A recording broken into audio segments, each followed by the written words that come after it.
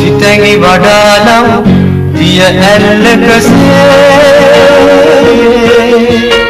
සුභාරතී සුභාරතී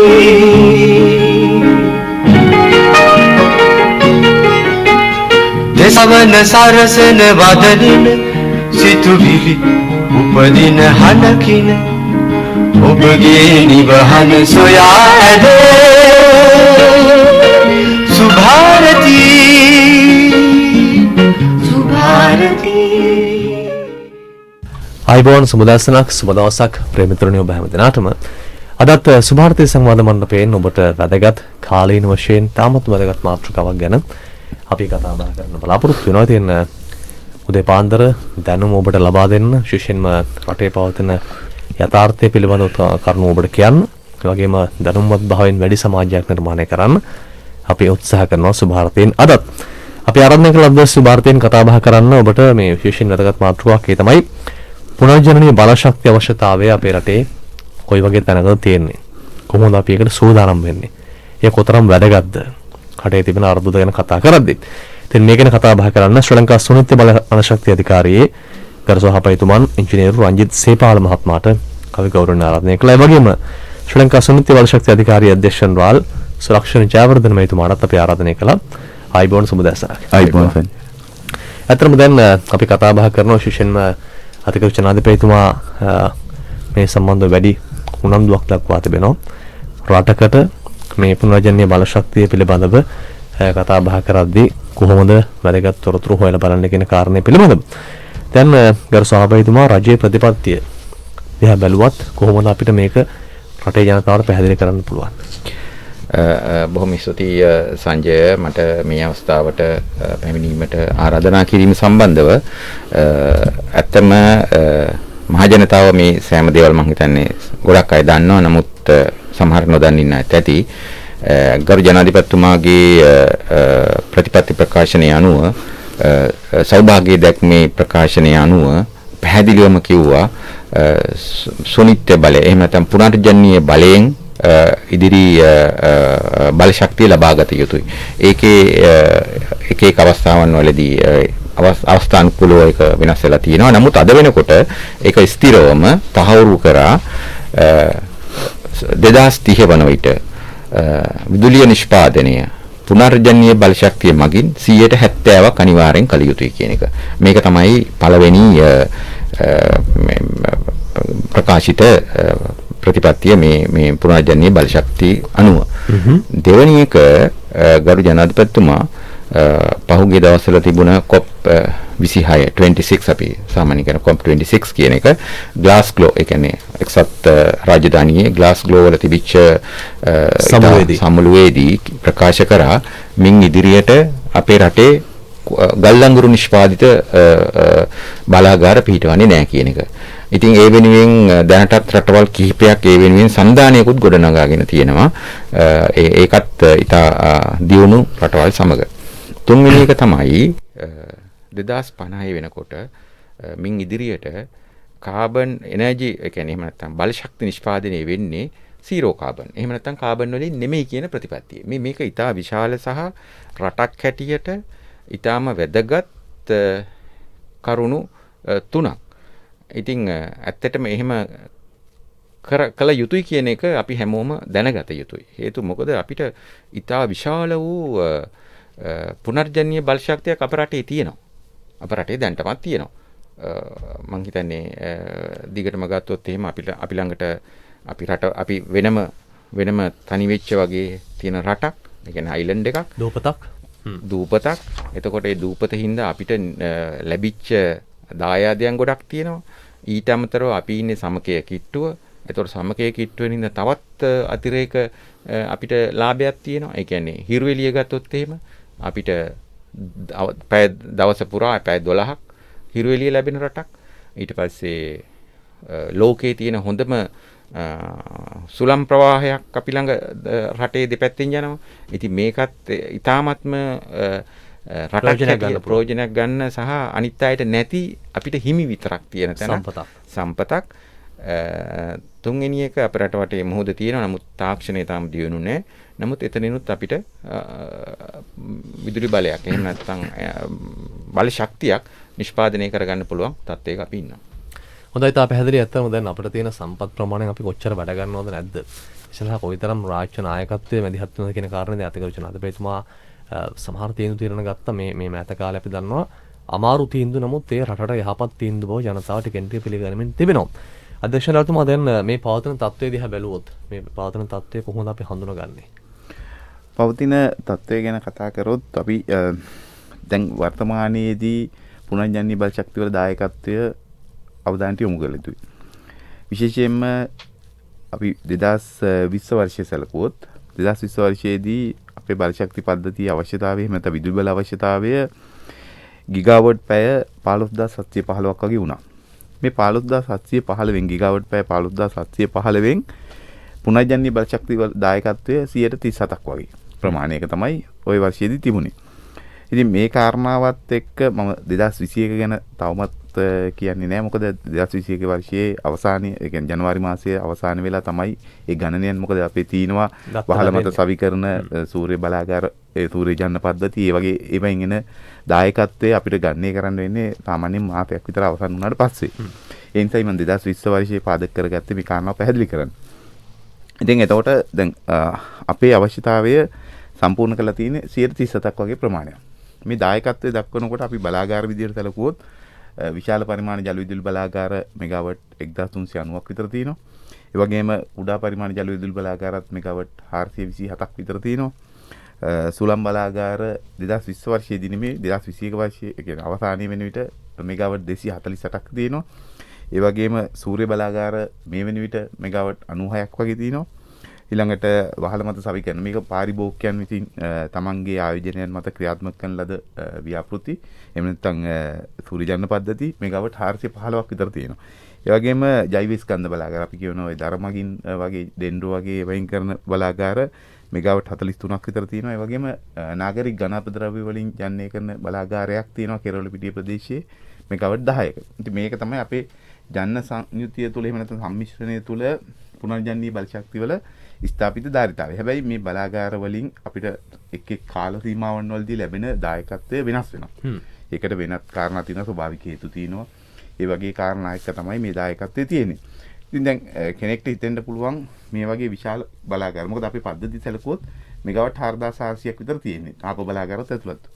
ඉතින් මේ දායකත්වයේ තුල පුනර්ජනනීය බල ශක්තිය වැඩි දායකත්වයක් දක්වනවා කියන කාරණාව. නමුත් අපි දන්නවා හැම වර්ෂයකම විදුලි ජනන අවශ්‍යතාවය එහෙම නැත්නම් විදුලි ඉල්ලුම 5%ක වගේ ප්‍රමාණයකින් ඉහළ යනවා. ඒකට සංවර්ධන ක්‍රියාවලීන්, ඒ වගේ ජනතාවගේ ජීවන තත්ත්වයන් ඉහළ යාම, එයාගේ අවශ්‍යතාවයන් මේ කාරණා එක්ක පද්ධතියේ විදුලි අවශ්‍යතාවය වැඩි වෙනවා. එතකොට දැනට ලංකා විදුලි බල මණ්ඩලය ගණනය කරලා තියෙනවා. ඒගොල්ලන්ගේ දීර්ඝකාලීන ජන සැලැස්ම සකස් කරනකොට වසර 20ක කාලයකට සකස් කරන්නේ. මේ වසර 20ක කාලයකට සකස් කරනකොට මේ අවශ්‍යතාවයන් සැලකිල්ලට අරගෙන සමහර අවශ්‍යතාවයන් ඒ කාල සීමාවේ තියෙන තත්ත්වය අනුව තමයි ඒගොල්ලෝ සැලකිල්ලට ගන්නේ. උදාහරණයක් විදිහට කිව්වොත් දැන් අපේ වාහනවල අපි දන්නවා නැඹුරුවක් තියෙනවා. එහෙම නැත්නම් ගෝලීය වශයෙන් නැඹුරුවක් තියෙනවා විදුලි වාහන වලට. ඉලෙක්ට්‍රික් වාහන වලට. ඒකට හැබැයි ලංකා විදුලි බල මණ්ඩලය මේ සාධකයේ සැලකිල්ලට අරගෙන නැහැ. ඒගොල්ලොන්ගේ මේ ජන්න සැලැස්ම සකස් කරද්දී. උදාහරණයක් විදිහට දැනට ඒගොල්ලන්ගේ ජන්න සැලැස්ම අනුව වර්ෂ 2030 වෙනකොට ගිගාවට් පැය 28000ක් විතර ඕන වෙනවා. එතකොට මේ 28000න් 170ක් තමයි අපි සම්පූර්ණ කරන්න ඕනේ. 15000න් නෙමෙයි. අන්න ඒකේ කාරණාව. කියන්නේ කෙනෙක්ට හිතෙන්න පුළුවන් 15000න්ද කියලා නෑ. මේක වැඩි වෙනවා. කාලයත් එක්ක මේක වැඩි වෙනවා. එතකොට 28000ක් විතර වෙලා. එතකොට අපි ගිගාවට් පැය 21000ක් විතර දෙන්න ඕනේ පුනර්ජනනීය බල ශක්තිය වලින්. දැන් තියෙන දායකත්වය වගේ නෙමෙයි. ජනගහනයත් එක්ක වැඩි වෙනවා. මේ අවශ්‍යතාවයන් සියලු කාරණා එක්ක වැඩි වෙනවා. ඒකයි දැන් අපි කවුරු හරි හිතනවා නම් මේ බේසියර් එකක් අරගෙන ඒකේ ඉඳලා කියලා ඒක නෙමෙයි කාරණාව. වැඩි වෙන අවශ්‍යතාවයත් සැලකිල්ලට ගන්න ඕනේ. ඉතින් ඒ හින්දා අපිට පුළුල් වැඩපිළිවෙලක් අවශ්‍ය වෙනවා මේ ඉලක්කය ළඟා කරගන්න. දැන් මොකද අපි හිතුවොත් එහෙම මේ වෙන විදිහට ඉදිකිරීම ක්‍රියාත්මක වෙන බලාගාර මොනවද කියලා අපිට තියෙනවා ජල විදුලි බලාගාර විදිහට බ්‍රෝඩ්ලන්ඩ් ජල විදුලි බලාගාරය මේ වර්ෂයේ මුල් කාර්තුව තුළ එක පද්ධතියකට එකතු වෙවි මෙගාවට් 35ක්. ඊළඟට උමාඔය බලාගාරයේ ඒ බලාගාරයේ මෙගාවට් 120ක ධාරිතාවයක් තියෙනවා. ඒ බලාගාරයත් මේ වර්ෂයේ තුලදී පද්ධතියට එකතු වෙවි. ඊට අමතරව තව බලාගාරයක් ක්‍රියාත්මක වෙනවා මොරගොල්ල. බලාගාරය ඒක මෙගාවට් 31ක් විතර වගේ දායකත්වයක් තියෙන්නේ. ඒකත් 2023 වර්ෂයේ අවසාන වෙනකොට පද්ධතිය සම්බන්ධ වෙනවා. මීට අමතරව කුඩා පරිමාණ ජල විදුලි බලාගාරත් ක්‍රියාත්මක වෙන්න තියෙනවා. ඒ අනුව ඉන්දිකිරීම් ක්‍රියාත්මක වෙන බලාගාර මෙගාවට් 190ක් විතර තියෙනවා. ඊට අමතරව අපේ සූර්ය බලාගාර සැලකුවොත් මේ යුනිට් ඉන්දිකිරීම් ක්‍රියාත්මක වෙන ධාරිතාවයේ මෙගාවට් 63ක් වගේ තියෙනවා. ඔය කාරණා එක්ක අපි කොහොමද මෙගාවට් 254ක් වගේ 255ක් වගේ මේ යුනිට් ඉන්දිකිරීම් ක්‍රියාත්මක වෙනවා. හැබැයි අපේ අවශ්‍යතාවය සැලකුවොත් දැන් මම කිව්වනේ පැහැදිලිව මෙගාවට් අපිට ඕනේ ගිගාවට් 28000ක් සම්පාදනය කරන්න. ඒ ගිගාවට් 28000 හිනුත් ගිගාවට් පැය 21000ක් අපිට අවශ්‍ය වෙන්නේ පුනර්ජනනීය බල ශක්තිය වලින් 70 ඉලක්කය යනකොට. ඒ ආසන්න වශයෙන් අවශ්‍ය වෙනවා. ඉතින් එතකොට මේ ධාරිතාවයන් මේ යන ප්‍රමාණයට ගියාට අපේ කාරණාව එහෙම නැත්නම් මේ ඉලක්කය සාක්ෂාත් කරගන්න අමාරුයි. ඒ නිසා අපිට පුළුල් වැඩපිළිවෙලක් අවශ්‍යයි පුනර්ජනනීය බල ශක්තිය සඳහා. මේ වෙන විට ඒ සඳහා අවශ්‍ය කරන සැලසුම් සකස් කරලා තියෙනවා. මම හිතන්නේ සභාපතිතුමා පැහැදිලි කරાવી මේ අපේ ක්‍රියාත්මක වීම කොහොමද? ඒ තත්ත්වයන් ඉදිරියේදී අපි කොහොම ආකාරයේ බලාගාර ක්‍රියාත්මක කරන මේකට විවිධ වැඩසටහන් තියෙනවා. පැති ගොඩක් තියෙනවා. පැති ගොඩක් තියෙනවා. මොකද පුනර්ජනනීය බල ශක්ති බලාගාර අපි තාප බලාගාර වගේ අපිට සංසන්දනය කරන්න බෑ. මේ බලාගාර කුඩා පරිමාණ බලාගාර වහලමත සවිකරන සූර්ය බලාගාර. එතකොට ඒක එක ක්‍රමවේදයක්. ඊළඟට කුඩා පරිමාණ බලාගාර තියෙනවා. සූර්ය බලාගාර මේ අපි මෑතකදීත් ප්‍රසම්පාදන ක්‍රියාවලිය ක්‍රියාත්මක කරා අඳුනාගත් බලාගාර 840ක් සඳහා. නමුත් අපිට ප්‍රසම්පාදන ක්‍රියාවලිය තුලින් ලබා දෙන්න පුළුවන් උනේ 155යි බලාගාර. මොකක්ද හේතුව? ඒක තමයි දැන් මේ පුනර්ජනනීය බල ශක්ති බලාගාර විවිධ වූ අභියෝග තියෙනවා. විවිධ වූ බාධක තියෙනවා. ආයෝජනයන් අවශ්‍යයි. ඉඩම් ලබා ගැනීමේ අවශ්‍යතාවය තියෙනවා. පාරිසරික ඇගීම් කරන්න ඕනේ. මේ කාරණා සියල්ලම අපි ඉදිරියේදී කතා කරමු, සාකච්ඡා කරමු. මොකද මේ කාරණා එක්ක තමයි අපිට මේ අභියෝගය ජය ගැනීමට එහෙම නැත්නම් මේ ඉලක්කය සාක්ෂාත් කරගන්න කටයුතු කරන්න ඕනේ. සියලු පාර්ශ්වවල සහාය අවශ්‍ය වෙනවා, මහ ජනතාවගේ සහාය අවශ්‍ය වෙනවා, සංවිධානවල සහාය අවශ්‍ය වෙනවා, ආයතනවල සහාය අවශ්‍ය වෙනවා. ඉතින් මේක සියලු දෙනාගේම කාර්යය. සුනිත්ත බල ශක්ති අධිකාරී ඒවත්, රජයේවත්, එහෙම නැත්නම් ලංකා විදුලි බල මණ්ඩලයේවත් වෙනත් ආයතනයක තනි කටයුත්තක් නෙමෙයි. මේක සමස්ත රටක් ජාතියක් විදිහට අපි හැමෝම දායකත්වයේ දක්වලා හැමෝගෙම සහාය තුළ තමයි මේ ක්‍රියාත්මක කරන්නේ. ඉතින් ඒ සඳහා අවශ්‍ය කරන පුළුල් වැඩසටහනක් සියලු දෙනාගේම දායකත්වය ඇතුළු ක්‍රියාත්මක කළ යුතුයි. ඉතින් අපි හඳුනා ගැනීම කරලා තියෙනවා ධාරිතාවයන්, ඒ වගේම විභවයන් අපි කොයි ප්‍රදේශවලද මේ විදුලි බලාගාර ක්‍රියාත්මක කරන්න පුළුවන් කියන කාරණාව. ඒ සඳහා අවශ්‍ය ඉඩම් ලබා ගැනීම කටයුතු ඉතින් සැලකිය යුතු මට්ටමක වැඩසටහනක් ක්‍රියාත්මක වෙමින් පවතිනවා. ඔව්. හොඳයි පැහැදිලි. අත්තර බල ශක්තිය අර්බුදය පිළිබඳව ලෝකෙම කතා කරනවා. ඉතින් මේක කෙනෙක්ට පවර්ලා මේ ආයතනයට පමණක් සීමා කරලා වැඩ කරන්න බෑ. අපි හැමෝටම තිබෙනවා මේ ලබාගත්තු බල ශක්තිය ඉතුරු කරගන්න කොහොමද? පරිමේෂන් පාවිච්චි කරන්න කොහොමද මේ කියන කාරණා ගැන බලන්න. දැන් අපි ස්වාභාවිකවම මේ කියන කාරණාවක් ගත්තොත් මොන වගේ සැලැස්මක්ද අපිට තිබෙන ඉදිරි කාලේ ජය ගන්න? ඇත්තටම අධ්‍යක්ෂ ජෙනරාල්තුමා කිව්වා වගේ ඒකේ අපි හිතුවට අපිට මෙගාවොට් 30000යි 2030 දී ඕන කියලා. නමුත් අර අපි ඔය කොහොමද මේ ඒ කියන්නේ වාහන ඒ කියන්නේ නැත්තම් පාවිච්චි කරන වාහන තාම දුවන්නේ අපේ ෆොසිල ඉන්ධන. එක්ක ඩීසල් වෙන්න පුළුවන්, පෙට්‍රල් වෙන්න පුළුවන්, ඒ වගේ. ඉතින් ගරු ජනාධිපතිතුමත් පැහැදිලිවම කිව්වා මේ වාහන ඉලෙක්ට්‍රිෆයි එහෙමනම් විදුලියෙන් දුවන වාහන පවට පත් වෙන්න ඕන කියන එක. මේක තමයි එතුමාගේ ස්ථාවරය. එතකොට අපි ඒවටත් එක්ක ගණනය කරාම 2030 වෙද්දී අපිට තවත් ගිගාවොට් අවර්ස් 6000ක ප්‍රමාණයක් විතර අවශ්‍ය වෙනවා. එකක් අලුතින් වාහන ගේන්නත්, තියෙන වාහන විදුලියෙන් දුවන වාහන බවට පත් කිරීමත්. ඇත්තටම එතුමා එහෙම කිව්වේ විශේෂයෙන් පරිසරය ගැන හිතලා. අපි අද දන්නවා පරිසරය අද දූෂණය වෙන්නේ දුවන තෙල් සහ කියන්නේ දහනය කරන ගල් අඟුරු සහ ඒ අදාළ ෆොසිල් ඉන්ධන හින්දා. එතකොට ඒක ඊටාත්ම වැදගත් වෙනවා රටකට. එතකොට එහෙම බැලුවාම ඒ ගණනය අනුව තමයි අපි සැලසුම් සකස් කරේ කොයි අවස්ථාවේදී කොයි කියන්නේ රිසෝසස් වලින් එහෙම නැත්නම් සම්පත් වලින් කොහොමද අපි බල ශක්තිය ලබා ගන්නේ කියන එක. ඒ බල ශක්තිය ලබා ගැනීමේදී අපි තවත් බලන්න ඕනේ දැන් මම අපි සඳහන් කරා වගේ පුනර්ජනනීය බල ශක්තිය කියන්නේ අපිට ඕන වෙලාවට ගන්න පුළුවන් එකක් නෙමෙයි. හැබැයි අපි තියෙන වෙලාවට ගන්න පුළුවන් විදිහට අපි ඒක හැඩ ගැහෙන්න ඕන.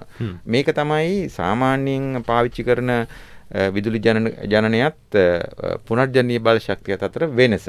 එතකොට ඇත්තටම මේක අපි කියනවා චැලෙන්ජ් එකක්. එහෙම නැත්නම් බාරදූර කාර්යයක් මේක. අපි කොහොමද මේක සමනය කරගන්නේ? සමනය කරගෙන පද්ධතියට සම්බන්ධ වුණාම අපි පද්ධතියකට සම්බන්ධ වෙනකොට අපි අනිවාර්යෙන් බලනවා මේ විදුලි බලයේ තියෙන ක්වොලිටි එක. එහෙම නැත්නම් කොහොමද ඒක අපිට අපි මනින ක්‍රමවේදයක්. ඒක. එතකොට ඒකෙදි මං හිතන්නේ අපිට තේරුම් නැතුණාට අපිට ඒ කියන්නේ පත් වෙන අපිට විදුලි බල්බයක් කියලා. ඒ විදුලි බල්බය එක විදියෙන් තියෙන්න ඕන. ඒ කියන්නේ ඒක ගැස්සෙන්න බෑ. ඒක එළිය අඩු වැඩි වෙන්න බෑ. මොකද ඒ වුණාම අපිට ඒක හිරිහැරයක්. ඉතින් මේකට හිරිහැර කිව්වට ඒක තියෙනවා සම්මත ක්‍රමයක්. ඒ කියන්නේ අපි සාමාන්‍යයෙන් කිව්වොත් එහෙම ඒකට දිය යුතු වෝල්ටීය ප්‍රමාණයක් තියෙනවා. ධාරිතාවක් තියෙනවා. වෝල්ටීය ප්‍රමාණයක් තියෙනවා. මේකට අපි තියෙනවා ෆ්‍රීකවන්සි එකක් තියෙනවා වෙනම. ඒතකොට මේ දෙකම සමානව ඒ ගානට නොතිබ්බොත් අපිට ඒ විදුලි බල්බෙන් හෝ එහෙම නැත්නම් මෝටරයෙන් හෝ එහෙම නැත්නම් වෙන යන්ත්‍රයකින් අපිට අවශ්‍ය කරන කාරණාව ගන්න බෑ. මේක අනිවාර්යයෙන්ම අපිට පැයක් නම් විදුලිය හම්බෙන්නේ පැය තුල හම්බෙන විදුලියත් මේකම තියෙන්නම ඕන. මේක අනිවාර්ය කරුණක්. එහෙම නැති වුණොත් ඒක ඉතා විශාල බරපතල තත්යකට වැටෙනවා. දෙවැනි එක තමයි මේ අර මම කිව්වා වගේ මේ පද්ධතියක් ස්ටේබල් වෙන්න ඕනේ. එහෙම නැත්නම් ස්ථාවරව තියෙන්න ඕන.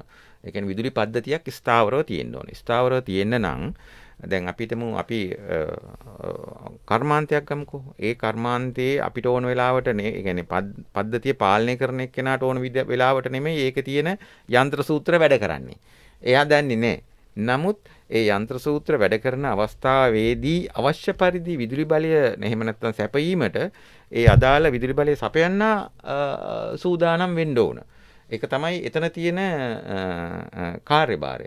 එතකොට එයාට අවශ්‍ය කරන ඉල්ලුම සපයද්දී අර වගේ වෝල්ට් මම කලින් කියපු විදිහට වෝල්ටීයතාවය වෙනස් නොවි ෆ්‍රීකවන්සි එක එහෙම නැත්නම් මේක වෙනස් නොවි යන්න නම් එයාට අවශ්‍ය කරන විදුලි ජනන යන්ත්‍ර සූදානම් වෙලා තියෙන්න ඕන. පද්ධතියේ සම්බන්ධ වෙලා තියෙන්න ඕන.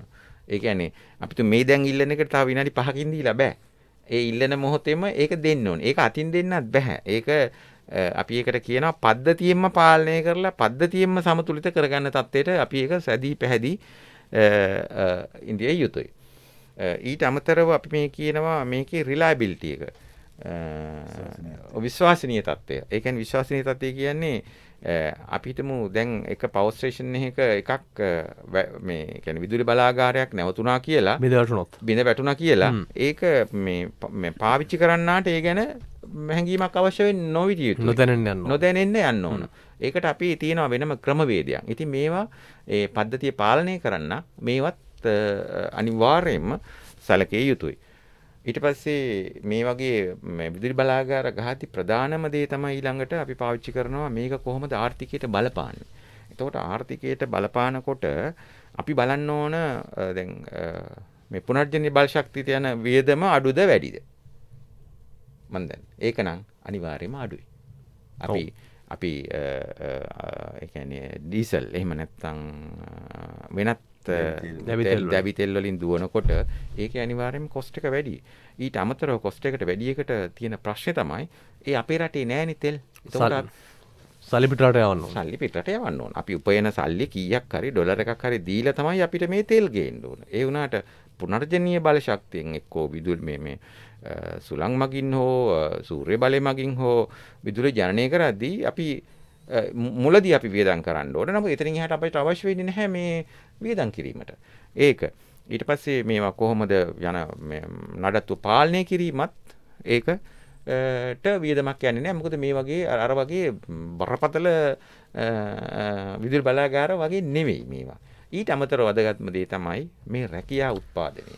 මේකත් අපි බලාපොරොත්තු මම හිතන්නේ ඉදිරියේදී තව දුරක් කතා කරන්න පුළුවන් වෙයි කියලා. ඒක පැහැදිලි අතර හොඳ පැහැදිලි කිරීමක් සාමාන්‍ය ජනතාවට දැන් මෙතුමන්ලා දෙදෙනාම අත්දැකීම් සහිත නිලධාරීන් තියෙන සවුන්ට පුළුවන් මේ කාරණේ ගැන හොඳින් කතා බහ කරන්න. ආචාර්ය සුලක්ෂණ ජයවර්ධන මහත්මයා අධ්‍යක්ෂණවලතුමා දැන් මේ පවතින තත්ත්වයන් සහපයතුමත් මේ මෝදු කරගෙන ආපු අභියෝග ටික හඳුනා ගැනීම, සරස්මක් හදා ගැනීම, ඒක ජනගත කිරීම, ජනතාවගේ සහාය ලබා ගැනීම, රටේ අනාගතය ගැන හිතලා කොහොමද මේ අභියෝග ජයගන්නේ? මේ කාරණාවේදී සංජය දැන් අපි දන්නවා පුනර්ජනනීය බලශක්ති බලාගාර ක්‍රියාත්මක කිරීම අපිට ඕන තැන්වල කරන්න බෑ. සමහර ප්‍රභවයන් තියෙන්නේ මේ ප්‍රදේශවලට කේන්ද්‍ර වෙලා. උදාහරණයක් විදිහට අපේ ශ්‍රී ලංකාව සැලකුවොත් සුළං බලය අපිට තියෙන්නේ විශේෂයෙන්ම ප්‍රදේශ විදිහට සැලකුවොත් මන්නාරම් ප්‍රදේශය. ඊළඟට පුනරින් සහ උතුරු පළාතේ සමහර ප්‍රදේශවල. ඊළ අමතරව බුත්තලම ආශ්‍රිත කල්පිටිය ඒ වගේ ප්‍රදේශවල. හම්බන්තොට ප්‍රදේශයේ යම් විභවයක් තියෙනවා. ඉතින් මේ අපි තුනිත බල ශක්තිය අධිකාරී විදිහට මේ වන විට මේ විභවයන් අධ්‍යයනය කරලා අවසන් කරලා සිතියම් ගත කරලා තියෙනවා. ඒ වගේම අපේ සංවර්ධන සැලැස්ම ප්‍රකාශයටපත් කරලා තියෙනවා. හරි. ඒ කාරණා එක්ක අපි හඳුනාගත් ප්‍රදේශවල බලාගාර ක්‍රියාත්මක කළ යුතුයි. මෙතෙන්දී අර අපි මුලින් සාකච්ඡා කළා වගේම යම් අභියෝග තියෙනවා. විශේෂයෙන්ම දැන් මන්නාරම් ප්‍රදේශය ගත්තාම පාරිසරික වශයෙන් සංවේදී ප්‍රදේශයක්. උදාහරණයක් විදිහට මෙතනට එනවා අපි දන්නවා පක්ෂී. ඒගොල්ලෝ ඉන්නේ ඍතු අනුව ඒ ඍතු වල ඇවිල්ලා කාලෙන් කාලයට තමයි ඒ අය එන්නේ. එතකොට විශාල වශයෙන් පක්ෂීන් එනවා. ඒතර අපිට මේ බලාගාරයේ ක්‍රියාත්මක කිරීමේදී අපේ අවශ්‍යතාවය විතරක් නෙමෙයි. ස්වභාව ධර්මයේ ඒ කටයුතු පරිසරයේ පක්ෂීන්ට ශාකවලට මේවා ගැන අධ්‍යයනය කළ යුතුයි. ඉතින් ඒක දැන් පක්ෂී අධ්‍යයනයට අවුරුද්දක විතර කාලයක් ගත වෙනවා. මොකද අපි ඒ තත්ත්වය තේරුම් ගන්න ඕනේ. බලන්න ඕනේ. ඒ කියන්නේ කුරුල්ලෝ එන කාලය ආයි යන්න ඒගොල්ලෝ කොහොමද ඉන්නේ, කොච්චර රංචු ප්‍රමාණයක් ඉන්නවද, කුරුල්ලෝ කොතනද ලැබුම් ගන්නෙ, ඒගොල්ලන්ගේ ආහාර, ඒ ගොඳුරු බීම්, ඒ වගේ කාරණා අධ්‍යයනය කරනවා. එතකොට අපි සුළං බලාගාරයක් ඉදි කරනකොට අපිට ඕන තැන්වල තාක්ෂණික වශයෙන් පුළුවන්. නමුත් අපිට ඕන තැන්වල එහෙම මේ කුළුණු ඉදි කිරීමේ හැකියාවක් නැහැ. අපි මොකද පක්ෂීන්ට කතා කරන්න බෑනේ. ඒගොල්ලන්ගේ අයිතිය වෙනුයි. ඒතර අපි ඒව ගැන අධ්‍යයනය කරන්න ඕනේ. අපි අන්තර්ජාතික ගිවිසුම් වලට එළඹිලා තියෙනවා මේවා කාරණා එක්ක.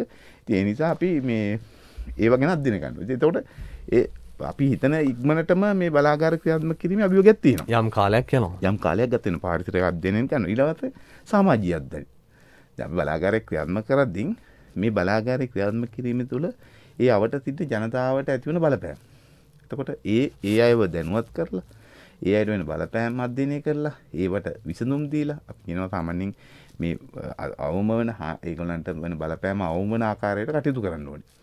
ඉතින් ඒවට සැලකිය යුතු කාලයක් ගත වෙනවා. දැන් මන්නාරම් ප්‍රදේශයේ ක්‍රියාත්මක කරන බලාගාරය වේවා සීඹලාණ්ඩුව අපි මෙගාවට් 100ක බලාගාරයක් සූර්ය බලාගාරයක් ක්‍රියාත්මක කරන්න අවශ්‍ය ඉඩම් ලබාගෙන ඊට අමතරව පාරිසරික අධ්‍යයන මේ වෙනකොට අවසන් කරලා තියෙනවා. ඉතින් අපිට සැලකිය යුතු කාලයක් ගිහින් තියෙනවා ඒවට. ඒක අපිට ඇති වෙන අභියෝගයක්. මේ බලාගාර ක්‍රියාත්මක කිරීමේදී ඇති වෙන අභියෝගයක්. අනික් අතට මේ සමහර ප්‍රදේශ තියෙනවා අපි ඒ ඉඩම් ලබා ගන්න ඕනේ. දැන් පුනරීන් ප්‍රදේශයේ වේවා, මන්නාරම් ප්‍රදේශයේ වේවා, සියඹලාණ්ඩු ප්‍රදේශයේ වේවා අපි මේ අවශ්‍ය කරන ඉඩම් ලබා ගන්නවා. අනිකුත් ප්‍රදේශවල දැන් නැගෙනහිර කලාපයේත් අපිට තියෙනවා විභවයක්, හොඳ විභවයක් සූර්ය ජනනය සඳහා. එතකොට ඒ ප්‍රදේශවලත් අපි අවශ්‍ය කරන ඉඩම් හඳුනාගෙන ඒ කටයුතු කරන්න ඕනේ. ඉතින් ඒකට යම් කාලයක් ගත වෙනවා. මොකද මේ ප්‍රදේශවල ජනතාවගේ ක්‍රියාකාරකම් තියෙන්න පුළුවන්. ඒ අය යම් ඒගොල්ලන්ගේ ජීවනෝපායන් ක්‍රියාත්මක කරනවා වෙන පුළුවන්. ඉතින් ඒකට විසඳුම් දෙන්නත් ඕනේ. ඉතින් ඒ කාරණා එක්ක සැලකිය යුතු අභියෝගයක් තියෙනවා අපිට ඉඩම් ලබා ගැනීම සහ ඒ අධ්‍යයනයන් වලට ගත වෙන කාලය. මොකද අපිට එකෙල්ලේ බලාගාරයක් අපි හිතුවොත් අද මෙතන විභවයක් තියෙනවා, මෙතන තාක්ෂණිකම හැකියාවක් තියෙනවා කියන කාරණාවත් එක්ක ශනිකව අපිට ක්‍රියාත්මක කරන්න බෑ. හිට කියලා කරන්න බෑ. එතකොට අපි මේ අධ්‍යයනයන් කළා. මොකද මේකට අපි ජනතාවගේ සහයෝගය අවශ්‍ය වෙනවා. විවිධ සංවිධාන වල සහයෝගය අවශ්‍ය වෙනවා. රජයේ ආයතන වල සහයෝගය අවශ්‍ය වෙනවා.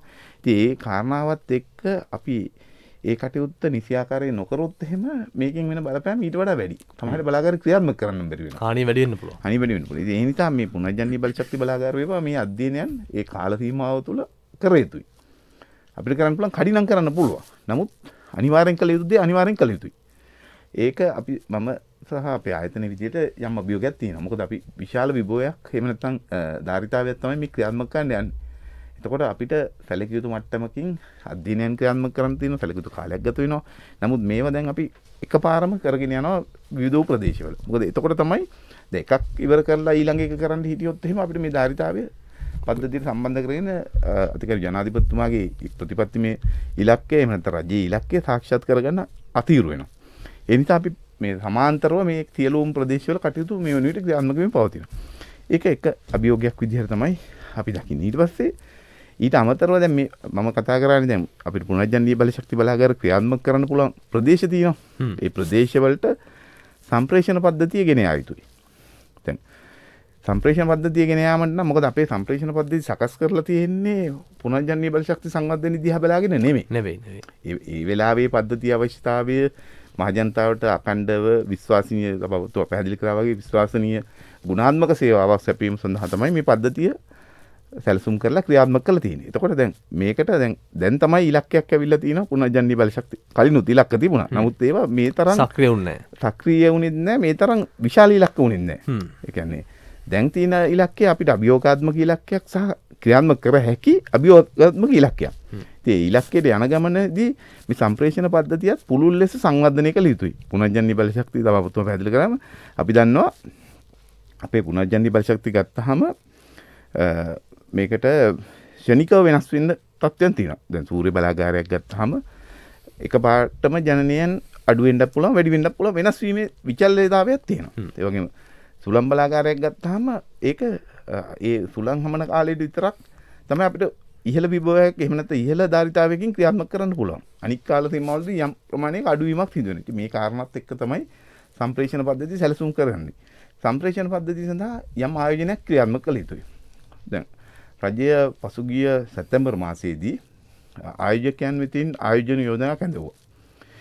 මෙගාවට් 50 හෝ ඊට වැඩි පුනර්ජන්නි බල ශක්ති බලාගාර ක්‍රියාත්මක කරන්න. අපිට යෝජනා 516ක් විතර ඇවිල්ලා තිනවා විවිධ වූ තාක්ෂණයන්. උදාහරණ විදිහට භූමිය මත සවිකරන සූර්ය බලාගාර, භූමිය මත සවිකරන සුළං බලාගාර, ඒ වගේම ජලාශ මත පාවෙන සූර්ය බලාගාර, ඊළඟට අපේ මුහුදු තීරයේ ක්‍රියාත්මක කරන්න පුළුවන් සුළං බලාගාර මේ වගේ විවිධ වූ තාක්ෂණයන්ගෙන් සහ ප්‍රභවයන්ගෙන් විදුලි ජනනය කරන යෝජනා ඇවිල්ලා තියෙනවා. ඉතින් එතනදී අපි මේ සම්ප්‍රේෂණ පද්ධතියේ සිදු කරන වැඩි දියුණු කිරීම ටික අපේ පැත්තට තියාගෙන හැබැයි මේ බලාගාරය සම්ප්‍රේෂණ පද්ධතියට සම්බන්ධ කරන සම්ප්‍රේෂණ රැහන් මාර්ගය ඒ වගේම අවශ්‍ය නම් ග්‍රිඩ් උපපොළවල් ඒවා ආයෝජකයන් හරහා ක්‍රියාත්මක කරන්න ක්‍රමවේදයකට තමයි දැන් අනුගත වෙලා තියෙන්නේ. ඒතකොට සම්ප්‍රේෂණ පද්ධතිය දැන් තියෙන සම්ප්‍රේෂණ පද්ධතිය අපි වැඩි දියුණු කරනවා අපේ ආයෝජනයන් හරහා. ලංකා විදුලි වන්දනයේ රජය.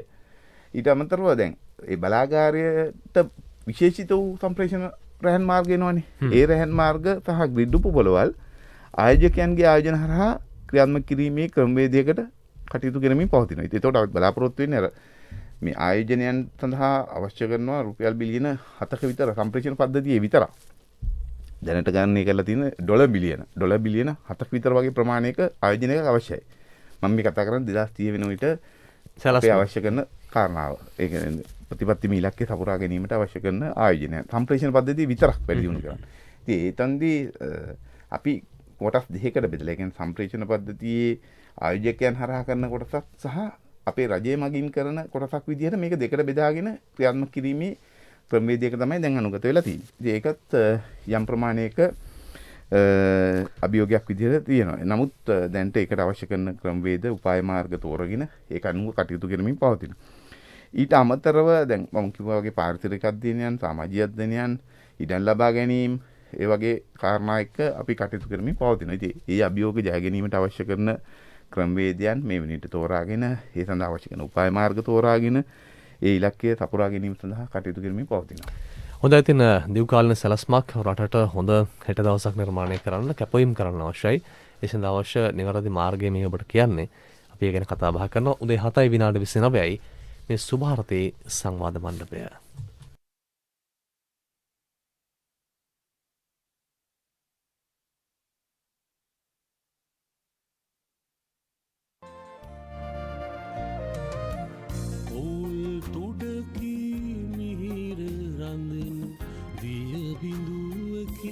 පවස නිවන ගුරු වෙදකි නුවන බෙදන ස්වදේශීය සේවයයි.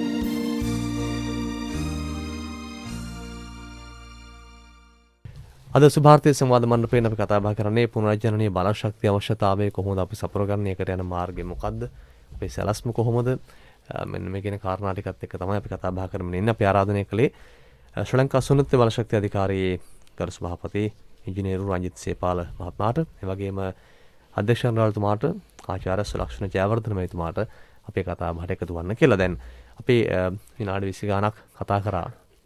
තමත් වැදගත් කාරණා කීපයක් ඔබට දැනෙන්න, තේරුම් ගන්න, පැහැදිලි කරගන්න අවශ්‍ය සාධක මෙතුමන්ලා පැහැදිලි කළා. දැන් සාපේක්ෂව අපි කතා කළා මේ පවතින තත්ත්වයන් එක්ක තිබෙන මේ අභියෝග තත්ත්වයන් වගේම තිබුණු අර්බුද මොනවද කියන එක. දැන් මේ පවතින අර්බුදය පිළිබඳව සමාජයේ කතිකාවක් දෙකක් තිබෙනවා. එකක් තමයි මේක මේ තත්ත්වයන්ට මුහුණ දෙන්න සිදු වෙනවා කියන කාරණය. තව පැත්තකින් කෙනෙක් ගත්තාම මේක කළමනාකරණය කරගන්න තිබුණ නැද්ද? ඒ ගැන හිතලා නැද්ද? මොකද්ද ඇත්තටම මේ தত্ত্বය? මම හිතන්නේ ඕකත් කාලීන ප්‍රශ්නයක් කියලා මම හිතනවා. හේතුව මොකද දැන් බලන්නකෝ වෙන රටවල් අපි දන්නවා කාලයක් සීත කාලය, අනිත් පැත්තේ උණුසුම් කාලය, ග්‍රීස්මය. එතකොට ඒ රටවල් ඒ කාලානුව හැම අවුරුද්දෙම වෙනස් වෙනවා. ඒ කියන්නේ තමන් පාවිච්චි කරන ඇඳුම් කියන්නේ සාමාන්‍ය මිනිස්සු ගත්තොත් එහෙම ඊට පස්සේ ගෙවල් දොරවල් වල වැඩ, ඊට අමතරව පාරවල් අපි තුමු සීත කාලයේදී මම කීප සැරයක් දැකලා තියෙනවා සීත කාලේ එනකොටම ඒගොල්ලෝ පාරවල් වලට පාරවල් ඉස්සන් වෙන්නේ නැති වුණත් අර මේ පාරට දානවා මේ කියන්නේ අයිස් වැටුණත් ඒ කියන්නේ මහජනතාවට අපහසුතාවයක් නොවි යන්න කියන එක. ඒ කියන්නේ ඒවා අපි කල්මනාකරණය කරගන්නවා. මොකද එතනින් එන විපාක බොහොම දරුණු හින්දා. කවුරු හරි කෙනෙක් ලිස්සලා වැටුනොත් හරි එහෙම නැත්නම් වාහනයක් ලිස්සලා ගියොත් හරි අයිස් මත තියෙන හින්දා කලින් දකිනවා. ඇත්තටම මම හිතන්නේ දැන් අපිට එහෙම වාසනාවකට එහෙම සීත කාලයක් රස්න කාලයක් නැහැ. අපිට තියෙන්නේ එක්ක වියලි කාල ගුණයක් නැත්නම් තෙත කාල ගුණයක්. මේක තමයි අපිට තියෙන්නේ. එතකොට අපි දන්නවා තෙත කාල ගුණයේ කාලයේදී අපිට සෑහෙන වර්ෂාවක් ලැබෙනවා. වියලි කාල ගුණයේදී වර්ෂාව ලැබෙන්නේ නැහැ. එතකොට අපි සාමාන්‍යයෙන් මම දන්න හැටියට අපේ රටට අපිට හම්බ වෙනවා කියලා තියෙනවා ජලය ගත්තොත් එහෙම ජලය අපි මනින මීටර එහෙම නැත්නම් කියුබික් මීටර වලින් ගත්තොත් බිලියන 56ක් විතර අපේ රටට ලැබෙනවා. නමුත් මේකෙන් අපි පාවිච්චි කරන්නේ බිලියන 6ක් වගේ ගාණක්. අනිත් ඔක්කොම යන්නේ මූදට. මම මේ නිකන් සාමාන්‍ය දෙයක් මම මේ ගත්තේ. එතකොට මෙතනදී ගත්තොත් එහෙම මට දැනෙන දේ නම් අපි මේක කල්පනාකරණය කරගත්තේ නැහැ කියන එක තමයි මට නම් දැනෙන්නේ. අපි දන්නවනේ සංජය දැන් සාමාන්‍යයෙන් අපි අහලා තියෙනවානේ අපිට කොච්චර සම්පත් තිබුණත් අපිට කොච්චර මිනිස්සු තිබුණත් අපිට කොච්චර හැකියාවක් තිබුණත් අපි ඒක කල්පනාකරණය කරගත්තේ නැත්නම් ඒක පවත්වාගෙන යන්න බෑ. අර්බුදයක් වෙනවා. ඉතින් බලන්නකෝ දැන් පසුගිය කාලේ අපේ තිබිච්ච අපි දැන් දන්නවනේ වේලි කාල ගුණයක් එනවා කියලා. ඒතකොට අපි අනිවාර්යයෙන්ම අර කූඹියාගේ තත්ත්වයටත් අපිට ය아가න්න බැරි වුණා. ඒ කියන්නේ අපි වතුර ටික පරිස්සම් කළ ගත යුතුමයි. එතකොට අපිට ඒක කරගන්න බැරි වුණා. හේතුව මොකද? ගිය නොවැම්බර්, දෙසැම්බර්, ජනවාරි වලදී අපි අපේ තියෙන ජලය අපිට පාවිච්චි කරගන්න වුණා. මොකද අපි ළඟ තිබිච්ච විදුලි ජනක යන්ත්‍ර ඒක මොකක්කෝ ක්‍රමයකින් ක්‍රියාවිරහිත වෙලා ගියා. ඒ ක්‍රියාවිත විරවීම ඇත්තරම් පරිපාලනයේ සම්බන්ධ ප්‍රශ්නයක්. ඒතකොට අපි දැනගන්න ඕන අපිට අවශ්‍ය කරන අපි දන්නවනේ ජනවාරි වල ඉඳන් අනිවාර්යයෙන්ම වේලි කාල ගුණයක් එනවා අප්‍රේල් මැයි වෙනකම්. එතකොට ඒ කාලෙට මේ ජනක යන්ත්‍ර අනිවාර්යයෙන්ම සූදානම්ව තියෙන්න ඕන. වැසි කාලේ අපි වැවක් පිරුණාම එහෙම නැත්නම් ජලාශයක් පිරුණාම මේක පිටාර ගැලීමට ඉඩ දෙන්න බෑනේ. අපේ පිටාර ගැලීමක් කියන්නේ නාස්තියක්. ඒකට අපි සම්පූර්ණම බලශක්තිය පිටාර ගන්නවා කියන්නේ බලශක්තිය අපතේ යෑම. ඒතර අපි ඒක කරගන්නවා. ඒකයි මම මේ කිව්වේ. කළමනාකරණය වැදගත්. කළමනාකරණය වැදගත්. ඉතින් මෙතන කළමනාකරණයේ එකක් විතරයි තියෙන. ඒක රජයේ වැරද්දක් නෙමෙයි. ඇත්තම සමහර අය කතා කරනවා මේක රජයේ වැරද්දක් කියලා පෙන්නන. රජයේ වැරද්දක් නෙමෙයි. මේක කළමනාකරණය කරගත්තේ නැහැ කියන එක මට පැහැදිලිවම කියන්න පුළුවන්. මොකද පසුගිය අවුරුද්දේ මම හිතන්නේ අධ්‍යක්ෂ ජනරල්තුමත් මේක තහවුරු කරයි. මෙගෝට් 300ක නොරොච්චෝලේ බලාගාරයේ බිඳ වැටුණා. ඒතකොට මෙගෝට් 300ක් කියලා කියන්නේ ඒවා විශාල ප්‍රමාණයක්. ඒතකොට බිඳ වැටීම හින්දා ඒක නිකන් බිඳ වැටුනේත් නෑ. සාමාන්‍යයෙන් අපි අර ජෙනරේටරයක් එහෙම නැත්නම් බලාගාරයක් ස්විච් ඔෆ් කරන හැටියට නෙමෙයි ඒක බිඳ වැටුනේ. ඒ කියන්නේ ආයි ගොඩනක් ගන්නත් බැරුණා මාස ගාණක් යනකම්. ඒක තාම මං හිතන්නේ හොයනවා. ඒකට හේතුව මොකද කියලා. මොන හේතුව වුණත් අපි සාමාන්‍යයෙන් වචන වලින් අර කියනවා සාමාන්‍ය පාවිච්චි කරන වචනයකට ඒ එන්ජින් එක සීස් වුණා කියලා කිව්වොත් හරි. එන්ජින් එක සීස් වුණා. අපි දන්නවා එන්ජින් එක කොහොමද සීස් වෙන්නේ කියන එක. ඉතින් මේ තත්ත්වයකපත් වෙලා තියෙනවා. වැරද්දක් තියෙනවා. කොතනක හෝ වැරද්දක් තියෙනවා. ඒ කියන්නේ පරිපාලනයේ වැරද්දක් කියන එක තමයි මම විදුලි ඉංජිනේරුවෙක් හැටියට මට ඒක ප්‍රකාශ කරන්න පුළුවන්. ඉතින් එහෙම නොවිය යුතුයි කියන එක අපි අනිවාර්යයෙන්ම දැනගත යුතු සහ ඒට අවශ්‍ය කරන ක්‍රමවේදයන් අපි පාවිච්චි කරගන්න ඕන. ඉතින් මේක අර මම මුලින්ම කිව්වා වගේ මේක මේ අද මේ ආපු අවුරුද්ද නෙමෙයිනේ. පහුගිය අවුරුදු කාලයටම අපි දන්නවා මේ කාලේ වේලි කාල ගුණයක්. ඉතින් ඒකට නියඟයක් කියලා කියන්න පුළුවන්ද අපිට? මේක නියඟයක් නෙමෙයිනේ. නියඟයක් නම් අර එල් නිනෝ වගේ ඒ වගේ අවුරුදු 2-3ක් ඔන්න අවුරුද්ද පුරාවටම වැස්සේ නැත්නම් අන්න නියඟයක් කියන්න පුළුවන්. ඒක සාමාන්‍ය අපේ රටේ පවතින තත්ත්වය. ඔව් සංජය හොඳටම දන්නවා ගිය අවුරුද්දේ හොඳට වැස්සා. හොඳට වැස්සා. ඒ කියන්නේ වතුර අපි ළඟ තිබ්බා. හැබැයි අපිට පරිපාලනය එහෙම නැත්නම් කළමනාකරණය කරගන්න බැරි වුණා. හැබැයි මම දන්නේ මම පෞද්ගලිකව විශ්වාස කරනවා අපිට හැකියාවක් තිබ්බනම් ගිය අවුරුද්දෙත් තවත් මෙගාවොට් 500ක් විතර අපිට එකතු කරගන්න පද්ධතිය කරගන්න තිබ්බනම් අද මේ තත්ත්වයට එන්නේ නැහැ කියන එක අපිට ස්ථිරවම කියන්න පුළුවන්. මොකද අද දවල් කාලේ ඉල්ලුම ඇත්තටම අඩු ගානේ අපිට ඒක අඩු කරගත්තා නම් අපිට ඔය කතා කරන තෙල් දහනය එහෙම නැත්නම් ඉන්ධන දහනය අපිට අඩු කරගන්න තිබුණා. ඒකත් අපිට කල්පනාකරණය කරගන්න තිබ්බා. එහෙම තිබ්බනම් අපිට ඒ ඉන්ධන ප්‍රමාණය රාත්‍රී කාලයට පාවිච්චි කරන්න පුළුවන්. රාත්‍රී කාලේට ඉරේලි නැති හින්දා ඒ වලට හරි කරගන්න තිබ්බා. නමුත් අපිට බැරි වුණා ඒක. කොතනයි ලොකු වැරද්දක් තියෙනවා. ඉතින් පැහැදිලි කාරණා ඇත්තටම දැන් ඕනම තැනක ඕනම වැඩක කළමනාකරණය තමයි ප්‍රමුඛම කාරණය. ඒ ගන්න තීන්දුව ටික හරියට ගත්තොත් තමයි ඉස්සරහට යන්න පුළුවන්කම තිබෙන්නේ. ඒකට මේ කාටවත් බැලලා වැඩක් නැහැ. අපි හැමෝම මේකට පුළුවන් විදිහට දායක වෙන්න අවශ්‍යයි. මේ කාරණේ සභාපතිතුමා කියන්නේ. දැන් මේ ව්‍යාපෘති ඉස්සරහට ගෙනියන්න, ඒ වගේම මේ සැලැස්මල් එක්ක යන්න අපිට තිබෙන ආයෝජන අවස්ථාවන්. අපේ ආචාර්යතුමා කොහොමද රටේ තිබෙන සම්පත් ප්‍රමාණය, අපේ ආර්ථික මට්ටම, ප්‍රාග්ධන මට්ටම සහ විදේශ රටවලත් එක්ක අපේ ගනුදෙනුව. ඔව්. මෙතනදී ආයෝජන වශයෙන් අපිට දෙආකාරයක ආයෝජන අවශ්‍ය වෙනවා. පළවෙනි කාරණා තමයි විදුලි බලාගාර ක්‍රියාත්මක කරන්න. මම මේ කතා කරන්නේ පුනර්ජනනීය බලශක්ති බලාගාර පමණයි. මොකද අද මාතෘකාව අපි පුනර්ජනනීය බලශක්ති බලාගාර හින්දා සංජය. ඉතින්දී පුනර්ජනනීය බලශක්ති බලාගාර ක්‍රියාත්මක කරන්න ආයෝජන අවශ්‍යයි. දැන් අපි හිතන් හිටියේ මේක අපිට විශාල අභියෝගයක් වේවි බලාගාර ක්‍රියාත්මක කරන්න අවශ්‍ය කරන ආයෝජන සොයාගන්න. මොකද අපි දේශීය වශයෙන් දේශීය ආයෝජකයන්ට අවස්ථාව ලබා දීලා තියෙනවා, විදුලි පාරිභෝගිකයන්ට අවස්ථාව දීලා තියෙනවා. ඒ වගේම දේශීය සහ ජාත්‍යන්තර ආයෝජකයන්ට අවස්ථාව මේ ක්‍රමවේදය තුල තියෙනවා. උදාහරණයක් විදිහට දැන් තමන්ගේ නිවස මත එහෙම නැත්නම් වහලේ මත සූර්ය ජන්න පද්ධතියක් ක්‍රියාත්මක කරනවා නම් ඒක පාරිභෝගිකයාට ක්‍රියාත්මක කරන්න පුළුවන්. රජයේ පැත්තෙන් අවශ්‍ය කරන සහන ණය ලබා දීමේ වැඩපිළිවෙලක් අපි ක්‍රියාත්මක කරා පහුගිය වර්ෂයේ අවසානයේ වෙනකන් අපිට ඇත්තටම ආසියානු සංවර්ධන බැංකුවෙන් ඇමරිකානු ඩොලර් මිලියන 50ක වගේ ප්‍රමාණයක් ලබා දුන්නා. ඒ ඩොලර් මිලියන 50 අපි භාවිතා කරලා මෙගාවට් 70කට ආසන්න සූර්ය පද්ධති ප්‍රමාණයක් පද්ධතියට එකතු කරගත්තා. ඒක අපේ පාරිභෝගිකයන් තමයි අවසානයේදී ඒ ණය මුදල් ගෙවන්නේ ඒ ආයතන වලට බැංකු වලට. නමුත් ඒක සඳහා අවශ්‍ය කරන සහන ණය ලබා දීමේ වැඩපිළිවෙලක් රජය ක්‍රියාත්මක කළා. ඒකේ දෙවෙනි අදියරත් බලාපොරොත්තු වෙන මේ වර්ෂයේදී ක්‍රියාත්මක කරගන්න පුළුවන් තවත් ඩොලර් මිලියන 50ක් ලබා ගැනීම සඳහා අවශ්‍ය කරන කටයුතු කරමින් පවතිනවා. ඊට අමතරව දැන් මම ක්‍රමානුකූලව පැහැදිලි කරන්න. මොකද එකපාරටම කිව්වොත් එහෙම විනාඩියෙන් ඉවර කරන්න පුළුවන් කාරණාව. තේරුම් ගන්න බෑ එතකොට. තේරුම් ගන්න බෑ කාටවත් එතකොට. ඊට අමතරව දැන් අපි ආයෝජන ක්‍රමවේදයක් ක්‍රියාත්මක කරන්න කටයුතු කරමින් පවතින රජයේ ආයතන වලට.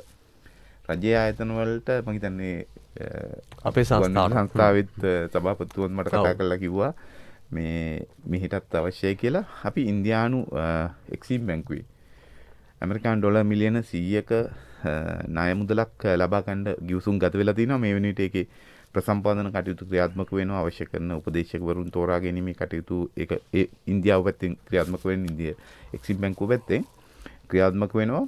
එතෙන්දී බලාපොරොත්තු වෙනවා රජයේ ආයතන වලට ඒ අයගේ විදුලි අවශ්‍යතාවය එහෙම නැත්නම් බිඳුව කරගන්න. ඒ කියන්නේ පද්ධතිය ලබා නොගන්න තත්ත්වයට අවශ්‍ය කරන ධාරිතාවයක් වහලේ ඉඩ තියෙනවා නම් වහලේ සවිශක්තිය තියෙනවා නම් අනිකුත් තාක්ෂණික ගැටලුවක් නැත්නම් ඒ ප්‍රමාණය ලබා දෙන්න. එතෙන්දී බලාපොරොත්තු වෙන්නේ මෙගාවට් 120ක වගේ ධාරිතාවයක් පද්ධතියට එකතු කරගන්න පුළුවන් වෙයි කියලා මේ ක්‍රමයේදී. ඒ වගේම ඊට අමතරව අපි ඒ ණය මුදලෙන්ම අඩු ආදායම්ලාභී නිවාසවලට ඒ වගේම ආගමික සිද්ධාස්ථානවලට ඊළඟට නියම ව්‍යාපෘතියක් විදිහට පාවෙන සූර්ය බලාගාර දෙකක් ජල පෘෂ්ඨ මත පාවෙන සූර්ය බලාගාර දෙකක් ක්‍රියාත්මක කරන්නත් මේ ලබා ගන්න ණය මුදලේ ප්‍රතිපාදන තියෙනවා. සැලැස්මක් තියෙනවා. එතකොට අපි බලාපොරොත්තු වෙනවා මේ වර්ෂයේ මැද භාගයේ වෙන විට මේකේ ඉදිකිරීම කටයුතු අපිට ක්‍රියාත්මක කරගන්න පුළුවන් වේවි කියලා. ඒ අනුව තමයි මේ කටයුතු කරමින් පවතින්නේ. මම මේ කතා කළේ දැන් වහල මත සවිකරන සූර්ය බලාගාර සඳහා ආයෝජන අපි කොහොමද ලබා ගන්නේ කියලා. ඊට අමතරව දැන් තවත් යෝජනා කීපයක් ලැබිලා තිනවා. විශේෂයෙන්ම අඩු ආදායම්ලාභී නිවාස ඒ වගේම රජයේ ගොඩනැගිලි වලට ඒ වෙනත් පාර්ශවයක් ආයෝජනය කරනවා. කළා මේ බලාගාර ජනන යන්ත්‍ර එහෙම නැත්නම් පද්ධති සම්බන්ධ කරනවා ඒ වහල මත. අපි කළා ඒගොල්ලෝ ඒ ලැබෙන ආදායමෙන් කොටසක් අඩු ආදායම් ලාභීන්ට එහෙම නැත්නම් රජ ආයතනයේ ලබා දෙනවා නිකන් ඒක නිකන් වහලය කුලී පදනම මත මේ කටයුත්තට යොදාගත්තා වගේ කියන සිද්ධාන්තයේ මත. ඒ අනුව එහෙම ආයෝජන ක්‍රමවේදයකුත් මේ කටයුත්ත සඳහා අපිට ලැබිලා තියෙනවා. එහෙමත් ඒ කටයුතු ක්‍රියාත්මක වෙනවා. ඊට අමතරව කුඩා පරිමාණ සූර්ය බලාගාර උදාහරණයක් විදිහට දැන් මම ඉස්සෙල්ලත් පැහැදිලි කළා කිලෝවොට් 75ක සූර්ය බලාගාර ක්‍රියාත්මක කරන පොඩි ඉඩ ප්‍රමාණයක් ඕන වෙන පර්චස් 40ක 50ක වගේ භූමියක මේ බලාගාර ඉදි කරන්න පුළුවන්. ඒක මුළුමනින්ම දේශීය ආයෝජකයන්ට අවස්ථාව ලබා දීමට කටයුතු කරලා තියෙන ක්‍රමවේදයක්. හැබැයි ඒකේ ප්‍රසම්පාදන ක්‍රියාවලිය තුළ යම් ගැටලුකාරී තත්ත්වයන් ආවා. අපිට අවශ්‍ය කරන ඉලක්කයට යෑම ගැටලුවක් වෙලා තිබුණා. ඒ නිසා මේ මෑතකදී අමාත්‍ය මණ්ඩල වෙත කරුණු දැක්වීමෙන් පස්සේ අමාත්‍ය මණ්ඩලය තීරණය කළා තියෙනවා. ඒක සම්මත ගාස්තු ක්‍රමයක් යටතේ ක්‍රියාත්මක කළ යුතුයි කියලා. මොකද අපිට වසර 3ක් වගේ තමයි අමාත්‍ය මණ්ඩලය දීලා තියෙන්නේ මේ ව්‍යාපෘති ක්‍රියාත්මක කරන්න. කරයන්න. ඔව් 7000ක් අඳුනාගෙන තියෙනවා බෙදා හැරීම් තරාපැවි එහෙම නැත්නම් ට්‍රාන්ස්ෆෝමර්ස් කිව්වම තේරෙනවා.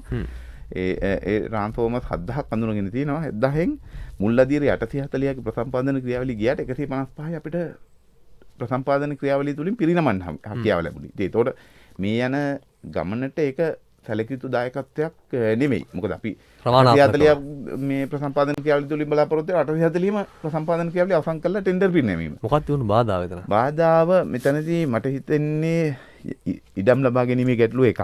අත්පත් කරගන්න. ඊළඟට ආයෝජන තෝරා ගැනීම පිළිබඳව යම් ගැටලු තියෙන්න ඇති. මොකද අපිට එහෙම සමීක්ෂණයක් කරලා අපිට හොයාගන්න හැකියාවක් ලැබුණේ නැහැ. නමුත් යම් ප්‍රමාණයක ආපු නිසාම එහෙම නැත්නම් ප්‍රසම්පාදන ක්‍රියාවලියට සම්බන්ධ වෙච්ච නිසාම ඒ ටෙන්ඩර් පිරිනැමීම කළා. නමුත් රජය දැන් තීරණය කළා තියෙනවා මේක සම්මත ගාස්තුවක් යටතේ ක්‍රියාත්මක. එතකොට කැමති කෙනෙක්ට මේ ක්‍රියාත්මක කරන්න පුළුවන්. අපිට අවුරුදු 3 යනකොට තේරුම් ගන්න පුළුවන් මේක මේ ටික අතාරින්න ඕන නම් අතාරින්න. එහෙම නැත්නම් තවදුරටත් යනවද කියන එක තමයි. මොකද දැන් අපි මේ ප්‍රසම්පාදන ක්‍රියාවලියේ මාස 8ක් විතර ගත කළා. මාස 8ක් ගත කරලත් මෙච්චර නම් අපිට දුන්න වෙන්නේ අවුරුදු 3ක් ඇතුළත මේ ක්‍රියාත්මක කරලා අවසන් කරන්න බෑ. මොකද ඒක අපිට ලැබිලා තියෙන ඉලක්කයක්. ඒ නිසා ඒකට අලුත් ක්‍රමවේදය කටයුතු කරන්න තියෙනවා. ඒ වගේම සමහරලාට සූර්ය බලාගාර වහලමත් සවිකන සූර්ය බලාගාර පද්ධතියට සම්බන්ධ කරගෙන ඉන්නොත් මේක බාධාවක් වුණා. මොකද මේ ට්‍රාන්ස්ෆෝමරේ වෙන් කරලා තියෙන මේ ව්‍යාපෘතියට කියන කාරණාව හින්දාම සමහර විදුලි පාරිභෝගිකයන්ට මේ කටයුත්තට මුහුණ පාන්න වුණා. ඒ කියන්නේ ඒගොල්ලන්ට තමන්ගේ සූර්ය වහලමත සූර්ය පද්ධතිය සවි කරගැනීමේ හැකියාවක් නැති වෙලා තිබුණා. ඉතින් ඒ හින්දා ඒ කාරණාව සැලකිල්ලට අරන් තමයි සම්මත ගාස්තුවක් යටතේ මේක ක්‍රියාත්මක කරන්න තියෙන්නේ කියලා. ඊට අමතරව මධ්‍ය පරිමාණ බලාගාර මෙගාවට් 10ට අඩු බලාගාර සඳහා පසුගිය 2015-16 කාලේ ඉඳලා ලංකා විදුලි බල මණ්ඩලයේ විදුලි මිල දී ගැනීම ගිවිසුම් වලට යොමුුනේ නෑ යම් නෛතික ගැටලුවක් හේතුවෙන්. නමුත් දැන් රජය තීරණය කළා තියෙන මේක සම්මත ගාස්තු ක්‍රමයක් යටතේ ක්‍රියාත්මක කළ යුතුයි කියලා. ඒ සඳහාත් කටයුතු කරමින් ඒකත් දේශීය විදේශීය ආයෝජකයන්ට විවර වෙච්ච අවස්ථාවක්. ඊට අමතරව විශාල පරිමාණ බලාගාර. දැන් මේ අපි මෙගාවට් දැන් අපේ විභවයන් හඳුනා ගැනීම යටතේ අපි මෙගාවට් 9000ක විතර ධාරිතාවයක් පද්ධතියට එකතු කරන්න සැලසුම් කරලා තියෙනවා. 9000ක විතර. 9000ක. හැකියාව තියෙනවා කියන එක අපි අපේ අධ්‍යයනයන් මගින් තහවුරු වෙලා තියෙනවා. මේ 2030 වර්ෂය වෙන විට ලංකා විදුලි බල මණ්ඩලයේ අවශ්‍යතාව විදිහට ඒගොල්ලෝ මෙගාවට් 5000ක වගේ 5500ක වගේ ධාරිතාවයක් තමයි පද්ධතියට 2030 වර්ෂයේ අවශ්‍යතාවය සම්පූර්ණ කරන්න ඕනි කියලා තියෙනවා. හැබැයි මේ සැලසුම් අවුරුදු දෙකෙන් දෙකට එහෙම නැත්නම් වසර දෙකෙන් දෙකට යාවත් කාලින වෙනවා. එතකොට දැන් වසර දෙකෙන් දෙකට යාවත් කාලින වෙන සැලසුමක යම් හේකින් ධාරිතාවය වැඩිවීමක් තමයි ගොඩක් වෙලාවට වෙන්නේ. මොකද මේ අවශ්‍යතාවයන් වැඩි වෙන නිසා. එතකොට අපිට දැන් ඒ කාලයට නැවත හැරෙන්න හැකියාවක් නැහැ. එහෙම නැත්නම් ඒ කාලේ හඳුනා ගන්න ධාරිතාවය පද්ධතියට එකතු කිරීමට කෙටි කාලීනව ක්‍රමවේද ක්‍රියාත්මක කරන්න බෑ. මම මුලින් පැහැදිලි කරා වගේ අධ්‍යයනයන් කරන් තියෙනවා. ඒ වගේ කාරණා හින්දා. ඒ නිසා අපි දැම්ම ඉඳන්ම යම් ප්‍රමාණයක වැඩි ධාරිතාවයකට යොමු වුණොත් අපිට ඉදිරියේදී වැඩි වුණත් ඒ ධාරිතාවයේ පද්ධතියට සම්බන්ධ කරගැනීමේ හැකියාව තියෙනවා. මම පැහැදිලි කළා තේරුණාද මම පැහැදිලි. හරිද? ඉතින් ඒ නිසා මේ ඒ කාරණාවත් සැලකිල්ලට අරගෙන තියෙනවා. ඉතින් ඊට අමතරව අපිට මේ විශාල පරිමාණ බලාගාර ඕනේ. කුඩා පරිමාණ බලාගාර ක්‍රියාත්මක කරනවා වගේම විශාල පරිමාණ බලාගාර අවශ්‍යයි. මොකද මේ ධාරිතාවය සම්පූර්ණ කරගන්න පද්ධතිය අවශ්‍යතාවය සම්පූර්ණ කරගන්න විශාල පරිමාණ ධාරිතාවය ඕනේ. එතකොට ඒ කාරණාව සම්පූර්ණ කරන්නත් දැනට මෙගාවට් 50 හෝ ඊට වැඩි බලාගාර තමයි මුලින් පැහැදිලි කළා. ඔව්. අභිප්‍රායන් කැඳවීමේ කටයුතු ක්‍රියාත්මක කළ දින යෝජනා 516ක් විතර ඇවිල්ලා තියෙන විවිධ වූ තාක්ෂණයන් විවිධ වූ ප්‍රභේදයන් සඳහා සමහර බලාගාර තියෙනවා විදුලිය ගබඩා කර ගැනීමේ පහසුකම් සහිතව. මේ වේ මිල ගණන් සැලකුවාම සැලකිය යුතු මට්ටමකින් අඩුයි. ඒ කියන්නේ අනිකුත් සාම්ප්‍රදායික තාප බලාගාර එක්ක සැලකනකොට මේ වේ ගබඩා පහසුකම්ත් එක්ක එන බලාගාර උනත් අඩුයි මිල ගණන්. ඉතින් මොකද දැන් අපි මම ඉස්සෙල්ලත් පැහැදිලි කළා සභාපතිතුමා පැහැදිලි කළා පද්ධතියේ විශ්වසනීයත්වය ආරක්ෂා කරගත යුතුයි. පද්ධතිය තාක්ෂණික තත්ත්වයන් තියෙන වෝල්ටීතාවයේ තියෙන සංඛ්‍යාතයේ තියෙනවා. ඒවා අපිට කොම්ප්‍රොමයිස් එහෙම නැත්නම් කැපකිරීම කරන්න පුළුවන් දේවල් මේවා නවත්තන්න පුළුවන් දේවල් නෙවෙයි. ඉතින් ඒ සඳහා අවශ්‍ය කරන ක්‍රියාමාර්ග ගත යුතුයි. එතෙන්දී එක යෝජනාවක් තමයි බැටරි ගබඩා පහසුකම්. බැටරි ගබඩා පහසුකම් සහිත බලාගාර ක්‍රියාත්මක කරොත් පුනර්ජනනීය බලාගාර ක්‍රියාත්මක කරොත් අපිට අවශ්‍ය වෙලාවට ඒ බලාගාර වලින් විදුලිය ගන්න පුළුවන්. උදාහරණයක් විදිහට අපි දන්නවා සූර්යා ලෝකේ පවතින්නේ දිවා කාලයේදී පමණයි. උදෑසන සහ සවස් වෙනකම් පමණයි. ඊට පස්සේ සවස් වුණොත් අඩු වෙනවා. ඊට පස්සේ රාත්‍රී කාලයේදී මොකද කරන්නේ? ඒ නිසා තමයි ගබඩා පහසුකම් සහිතව මේක ක්‍රමවේද දෙකක්. එකක් අර ශනිකව වෙනස් වෙන විචල්්‍යතාවයන් සඳහා විසඳුමක්. ඊට අමතරව රාත්‍රී කාලයට අවශ්‍ය කරන ධාරිතාවය එහෙම නැත්නම් විදුලිය ලබා ගැනීම. ඉතින් මේ කාරණාත් එක්ක තියෙන ඊළඟට පම්ප් ස්ටෝරේජ් එහෙම නැත්නම් ජල විදුලි බලාගාර දෙකක්. ඒ කියන්නේ ජලාශ දෙකක් භාවිතා කරමින් ජල විදුලි බලාගාර ක්‍රියාත්මක කිරීම. මේ සඳහා ශක්තිතා අධ්‍යයනයක් ලංකා විදුලි බල මේ විදිහට ක්‍රියාත්මක කරලා තිනවා. සුදුසු ප්‍රදේශයක් හඳුනාගෙන එහෙම නැත්නම් සුදුසු ජලාශ හඳුනා ගැනීම සඳහා. ඉතින් ඒ කාරණා එක්ක පුනර්ජනනීය බල ශක්ති බලාගාර අපිට මේ ඉලක්කය සඳහා යන්න පුළුවන්. ඒ වගේම මේ ආයෝජනයන් ගැන කතා කරනකොට දැන් මෙගාවට් 50ට වැඩි බලාගාර මම කියවනේ 516ක් විතර යෝජනා ඇවිල්ලා තියෙනවා. එතෙන්දී අපිටම පේනවා කොච්චර ප්‍රමාණයක ආයෝජන සඳහා ආයෝජකයන් අපි ගැන විශ්වාසය තියලා මේ වැඩ පිළිවෙල ගැන විශ්වාසය තියලා මේ සඳහා ආයෝජනය කරන්න පෙළඹිලා තිනවා. දේශීය ආයෝජකයන් වේවා ජාත්‍යන්තර ආයෝජකයන් වේවා ඒ අය සියලු දෙනා මේ කටයුත්තට යොමු වෙලා තියෙනවා. ඉතින් අපි බලාපොරොත්තු වෙන්නේ පාරදෘශ්‍ය ආකාරයට මේ කටයුත්ත ක්‍රියාත්මක කරලා සුදුසු ආයෝජකයන් තෝරාගෙන ක්‍රමවේදය එහෙම නැත්නම් අපි මේ අධියර විදිහට මේක ක්‍රියාත්මක කරන්න. අධියර විදිහට මොකද අපි දන්න පද්ධතියට යම් දිනයකදී යම් වර්ෂයකදී ගත හැකි ධාරිතාවයේ යම් ප්‍රමාණයක් පමණයි.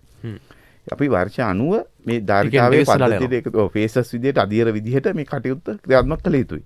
ඒකෙදී තාක්ෂණය ඒ වගේම ප්‍රභවය ස්ථානය මොකද අපි සම්ප්‍රේෂණ පද්ධතියේ වැඩි ආයෝජනය නොකර සමහර අවස්ථාවල අපිට ගැනීමේ හැකියාව තියෙනවා බලාගාර පද්ධතියට එකතු කර ගැනීමේ හැකියාව තියෙනවා. ඉතින් ඒ බලාගාර ඉක්මනින් ගැනීම ඒ වගේම වැඩි භූමිය ලබා ගැනීමට කරදර නැති උදාහරණ විදිහට පාවෙන ජලාශ මත පාවෙන සූර්ය බලාගාර වගේ බලාගාර ඒ වගේම මෙරට මුහුදු තීරයේ ක්‍රියාත්මක වෙන බලාගාර එක යෝජනාවක් තිබෙනවා ගිගාවට් 5ක ඒ කියන්නේ මෙගාවට් 5000ක බලාගාරයක් හම්බන්තොට නොගැමුණු මුහුදු තීරයේ ක්‍රියාත්මක කරන ඒකේ ඒගොල්ලෝ යෝජනා කරලා තිබෙන්නේ ලංකාවටත් විදුලිය දෙන්න පුළුවන්. ඊට අමතරව සමහරට කෙනෙක් හිතන්න පුළුවන් මේක ප්‍රායෝගිකද කියලා. සිංගප්පූරුව දක්වා මේ විදුලිය සම්ප්‍රේෂණය කරන්න. ඒ වගේ යෝජනාවක් තියෙනවා. ඉතින් ඒක ඒගොල්ලෝ ප්‍රායෝගික තලයේ තියෙන යෝජනාවක් හින්දා තමයි මේ යෝජනාව ඉදිරිපත් කරලා තියෙන්නේ. මොකද නැත්තම් කාටවත් මෙතන විශාල ආයෝජනයක් සඳහා යෝජනාවක් ඉදිරිපත් කිරීමේ හැකියාවක් නැහැ නේ. චලස්මක් නැති උන්ට. සම්ප්‍රදායික මේ ප්‍රායෝගික නැත්නම්. ඉතින් ඒ කාරණාව සැලකිල්ලට අරගෙන තමයි මෙවැනි ආයෝජන යෝජනාවන් අපිට ඉදිරිපත් කරලා තියෙනවා. ආයෝජන පිළිබඳ ප්‍රශ්නයක් නැහැ. ඕන තරම් තියෙනවා. ඕන තරම් තියෙනවා. ඒ කියන්නේ ඒ යෝජනා ඇවිල්ලා තියෙන්නෙම කෙලින්ම මේ සම්ප්‍රේෂණ පද්ධතියේ ඒගොල්ලන්ගේ බලාගාරය සම්බන්ධ කරන්න අවශ්‍ය කරන යටිතල පහසුකම් සංවර්ධනයටත් එක්ක. ඉතින් මේ ආයෝජන සම්බන්ධ කිසිදු ගැටලුවක් නැහැ. නමුත් අපිට මේ ක්‍රමවේද තුල ඉක්මනින් මේ බලාගාර පද්ධතියට එකතු කිරීමේ වැඩ පිළිවෙලකට ආයිතුයි. හොඳයි පැහැදිලි කාරණා ඇත්තටම දැන් මේ කියන කාරණා මොකද අපි කිව්වට ඕනවත් උනට කරයින් කරන්න පුළුවන් දේවල් තියෙනවා බැරි දේවල් තියෙනවා ඊටන් අත්පත් කරගන්න ගියාම වැඩ කරගන්න ගියාම කාලයක් ප්‍රොසෙස් එක යන්න වෙනවා සාබයිතුමා දැන් තව කාරණාවක් තමයි ඇතැම් පාර්ශ්වයන් උත්සාහ කරන පුනර්ජනනීය බලශක්තියෙන් මේ ගමන යන්න බෑ මේක කරන්න බෑ කියලා අධෛර්යමත් කරන ප්‍රකාශත් ඇතැම් තැන්වල අපිට ඇහෙනවා ඒක කරන්න කලින් මං හිතන්නේ ඉස්සෙල්ලාම අපි ජනතාව දැනගන්න ඕනේ ඒවට අහු නොවී ඉන්න ඕන. මොකද හේතුව මං එහෙම කියන්නේ මේ අධ්‍යක්ෂ ජෙනරාල්තුමා කිව්වා අපිට 2030 දී අවශ්‍ය වෙනවා මෙගෝට් 9000ක්. මෙගෝට් 9000ක් කිව්වහම මේක මම හිතන්නේ වටිනාකම මම දන්නේ හිතා ගන්න පුළුවන්. ඉතින් අපි මෙගාවොට් වලින් මයින්න්නේ ඒක මනින්න පුළුවන් ලේසිම මේ මනින මේ ඒකකයේ හින්දා. මෙගාවොට් එකක් කියන්නේ කිලෝවොට් අවර්ස් මේ 1000ක්. එතකොට ඒ 1000ක් එක කිලෝවොට් එකක් කියන්නේ වොට් 1000ක්. ඉතින් මෙහෙම වැඩි වෙලා තමයි මේක හැදෙන්නේ. 9000ක් කියලා හැදෙන්නේ. හැබැයි මේ 9000ක් කිව්වද මේක අපි කියන්නේ කොච්චර කැපැසිටියක්. එහෙම නැත්නම් ධාරිතාවයක් කියන එක. ඒකට හරියන්නේ මේ ධාරිතාවයේ කාලයත් එක්ක ආපහු අනිත් පැත්තෙන් මනින්න ඕන බල ශක්තිය. ඒ කියන්නේ එනර්ජි එක ගද්දි. ඒතකොට එහෙම ගත්තාම අපි මම නිකන් ගත්තොත් එහෙම අපිට ඉස්සෙල්ලාම අපි බලන්න ඕන අපිට හැකියාවක් තියනවාද කියන එක. අපිට කොච්චරක් තියෙනවද? අපි මේ බලාපොරොත්තු 9000 2030 දී. නමුත් බලන්න අපි ළඟ තියෙනවා අපි ළඟ ඔය කතා කරන මෙතුමා කිව්වා මේ ගොඩ මේ කියන්නේ භූමිය මත සිටවන සූර්ය බලාගාර. ඇත්තටම අපි ළඟ තියෙනවා ලංකාවේ බැරන් ලෑන්ඩ්. එහෙම නැත්නම් මුඩු ඉඩම් තියෙනවා හෙක්ටයාර්ස් ලක්ෂ 4කට වැඩි. අපිට ඒක ඔක්කොම ගත්තත් අපිට මෙගාවොට් ලක්ෂ 2ක් ගන්න පුළුවන්. මෙගාවොට් ලක්ෂ 2ක් කියන්නේ ඉතා විශාල ප්‍රමාණයක්. විශාල ප්‍රමාණයක්. ඔව් ඊට අමතරව අපි ළඟ තියෙනවා ජලාශ. ඒත් තියෙනවා හෙක්ටයාර් 1,20,000ට වැඩි. ඒකෙන් අපිට ඕන නම් අවශ්‍ය නම් මෙගාවොට් 20,000ක් ගන්න පුළුවන්.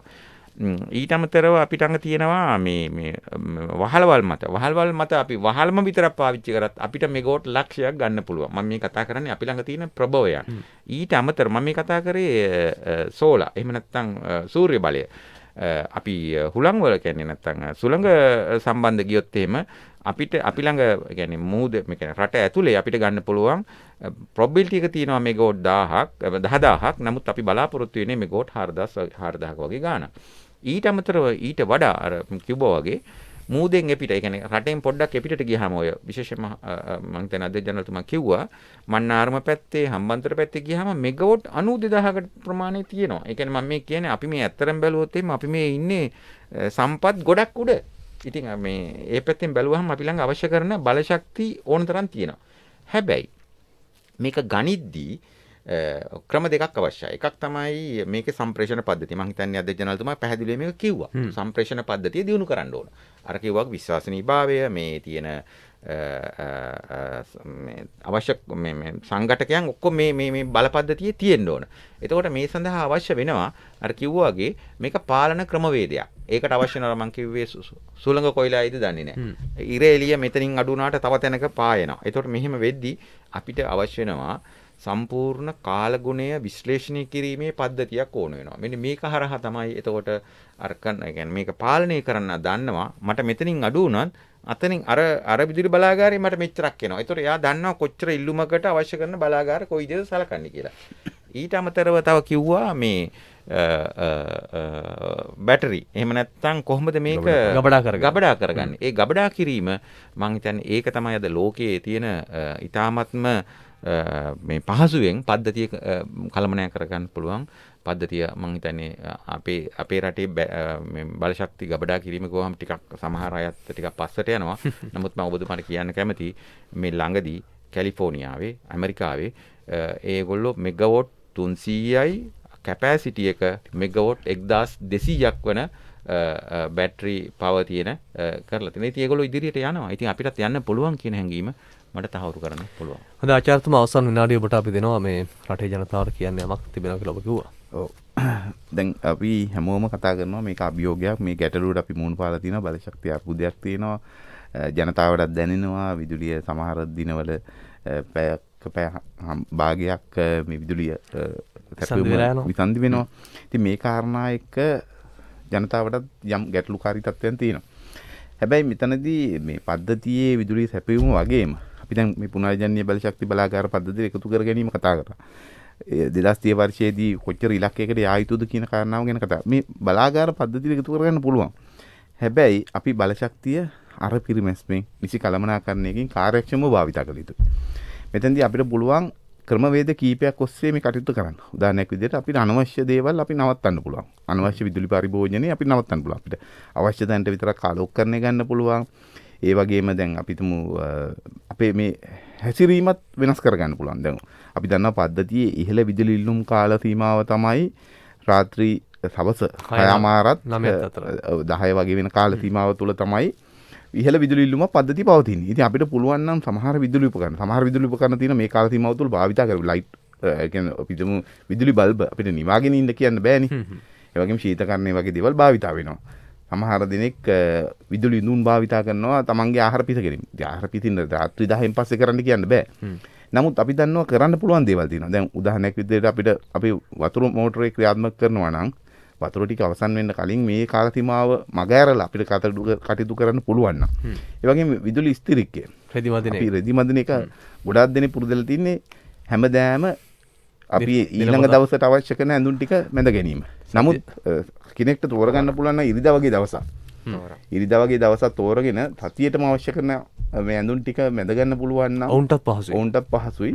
පද්ධතියටත් ලේසි. ඒ වගේම පුළුවන් නම් එහෙම නැත්නම් හැමදාම කරන්න ඕන නම් මේ කටයුත්ත රාත්‍රී 10 පහුවෙලා කරන්න පුළුවන් නම් මේ කටයුත්ත වටිනවා. ඒ කියන්නේ පද්ධතිය විදිහට බැලුවම මේකෙන් විදුලි පාරිභෝගිකයටත් විදුලි ඒ කියන්නේ අපි දන්නවා නම් මේ විදුලි ගණනය කරන ක්‍රමවේදය විදුලි පාරිභෝගිකය මීට වඩා මේක අවධානය යොමු කරනවා. මොකද අපේ මේ ඒකක ගණ්ඩවලට අනුව තමයි ගණනය කිරීම සිදු වෙන්නේ. ඒකගේ මිල තීරණය කරනවා. මිල තීරණය කරන 0.30 අතර රුපියල් 2.85 ඒකකයට ගෙවන්න වෙන්නේ. ඊළඟට 30 වැඩි වෙනවා නම් 31 ඉඳලා 60ට රුපියල් 4.85ක් ගෙවන්න ඕනේ. ඊළඟට 61 ඉඳලා 90ට රුපියල් 7.85ක් ගෙවන්න ඕනේ. ඒ වගේ ඉහළ යන්න ගාස්තු වෙනස් වෙනවා. ඒ වගේ විස්තාවර ගාස්තු වෙනස් වෙනවා. ඉතින් මේ විදුලි පාරිභෝගිකයෝ මේ කටයුතු අවධානයකින් කරනවා නම් ලේසි. ඒගොල්ලන්ගේ පර්ස් එකකට එහෙම නැත්නම් පසුම්බියටත් වාසි.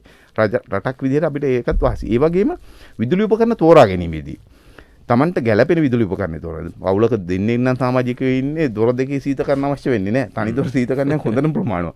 ඒ වගේම වොෂින් මැෂින් එකක් එහෙම නැත්නම් අපි ඇඳුම් රෙදි සෝදන යන්ත්‍රයක් ගන්නවා නම් ඒකත් තමන්ට තමන්ගේ ධාරිතාවය අනුව ගන්න එක වටිනවා. ඒ වගේම විදුලි බල්බ තෝරා ගැනීමේදී කාර්යක්ෂම විදුලි උපකරණ කාර්යක්ෂම විදුලි බල්බ ඒවා තෝරා ගැනීමටත් මොකද එලමෙන්ට් ඕනේ. ඒ කාරණා මතක් කරනවා. ඒ සඳහා අවධානය යොමු කරන කියන කාරණේක ඉල්ලීමත් කරනවා. හොඳයි. ඊට වැදගත් දැනුමක් ඔබ විතරක් නෙවෙයි අපිත් මේ දැනුම ලබා ගන්නවා. ඉතින් තමත් වැදගත් ඔවුන් සතු දැනුම ටිකෙන් ටික ඔබට බෙදා දෙන්නේ රටට ඔබට ඉදිරිය නාස්තිය අවම කරගන්න ඉදිරි කරන්න බලශක්ති අර්බුදය කාටවත් විතන් කරලා අපිට හැමෝටම ගැලවෙන්න බෑ. අපි හැමෝම දායකත්වය දෙන්න ඕනේ. තියෙන දේ රැකගෙන අලුත් දේ හොයාගෙන යන්න. අද අපේ සුභාරතීය සංවාද මණ්ඩපයට අපි ආරාධනය කළේ ශ්‍රී ලංකා සුනිත්‍ය බලශක්ති අධිකාරිය ගරු සභාපති ඉංජිනේරු රංජිත් සේපාල් මහත්මයාට ඒ වගේම අධ්‍යක්ෂ රාල්තුමා ආචාර්ය සුලක්ෂණ ජයවර්ධන මහතුමා මාධ්‍යත් එක්ක නිතර කරුණු කරපු කෙනෙක් හැමදාමත් එහෙමයි. ඔබ දෙපළටම ස්තුතියි. ඔබේ දැනුම සම්පත්දායකත්වය රට ලබා දුන්නට බොහොම ස්තුතියි. බොහොම ස්තුතියි. අද සුභාරතීයට නාද සංකලනය මංජුල සෙනවිරත්න නව තාක්ෂණික මෙහෙම ජගත් නවරත්න සුභාරතයේ නිෂ්පාදනය සහ සම්බන්ධීකරණය උමන්දා කුමාරි මහගෙදර මම සංජය මදු සංගමතුමුනි ජයග්‍රහී දවසක් ඔබ සැමට දැනුම ලබාගමු උදෑසනකසේ සිතැඟි වඩාලමු දිය ඇල්ලකසේ සුභා